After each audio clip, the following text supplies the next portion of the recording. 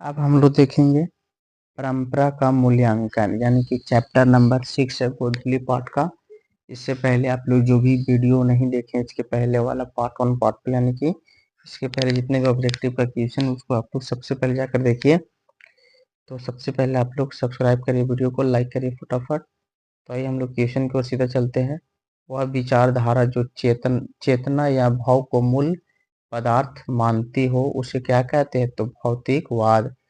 दो में है सारे यूरोप के लोग किस सभ्यता से प्रभावित थे? तो एथेंस की सभ्यता से। किसकी सभ्यता से? एथेंस की सभ्यता से क्या थे? प्रभावित थे। 3 में है शेली और बायरन कहाँ के थे? तो यूनान के। 4 में है जारशाही शासन का संबंध था रूस से। किससे संबंध था? रूस से। अब देखें हम लोग क्वेश्चन नंबर 5। 5 में है रूस की क्रांति कब हुई? तो 1917 ईस्वी में। कब हुआ? 1917 ईस्वी में।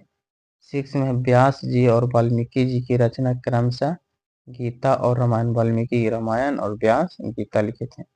परंपरा का मूल्यांकन किसकी पुस्तक है? तो रामविलास शर्मा जी के, है ना, रामविलास शर्मा जी के। प्रगतिशील आलोचना का विकास होता है साहित्य की परंपरा के ज्ञान से। 9 में सभ्यता का हर स्तर क्या नहीं होता? तो वर्ग युद्ध। वर्ग युद्ध बिल्कुल नहीं होता है। 10 में है साहित्य सापेक्ष रूप में क्या होता है? तो स्वाधीन। एथेंस किस महादेश में है? तो यूरोप में। आगे है क्वेश्चन नंबर 12। 12 में है बायरन किस भाषा का कवि है? तो अंग्रेज के। इसके बाद है क्वेश्चन नंबर 13। निराला की साहित्य साधना किसकी कृति है? तो रामविलास शर्मा जी के। 14 में परंपरा का मूल्यांकन निबंध किस पुस्तक से संकलित है? तो परंपरा के मूल्यांकन से। क्वेश्चन नंबर है 15। क्वेश्चन नंबर 15 है कि दूसरों की नकल कर लिखा गया साहित्य कैसा होता है? तो आधम होता है यानी कि बेकार होता है। राफाल लियोनार्दो का दा विंदी और एंजेलो किसकी देन है? तो इटली की। किसकी देन है? इटली की। शेक्सपियर कौन थे? तो नाटककार थे। कौन थे? नाटककार। 18 में क्या है? 18 में है निराला की साहित्य साधना कितने खंडों में रचित की गई? तो मात्र 3 खंडों में। मात्र 3 खंडों में। अब देखें हम लोग क्वेश्चन नंबर 19। 19 में है इस कहानी के लेखक रामविलास शर्मा का जन्म कब हुआ? तो 10 अक्टूबर 1912 ईस्वी में हुआ। कब हुआ था? 10 अक्टूबर 1912 ईस्वी में। 20 में इस कहानी के लेखक रामविलास शर्मा का जन्म कहाँ हुआ था? तो उच्चगांव सानी में हुआ था। 21 में है प्रेमचंद और उसका युग किसकी रचना है? तो रामविलास शर्मा, डॉक्टर रामविलास शर्मा।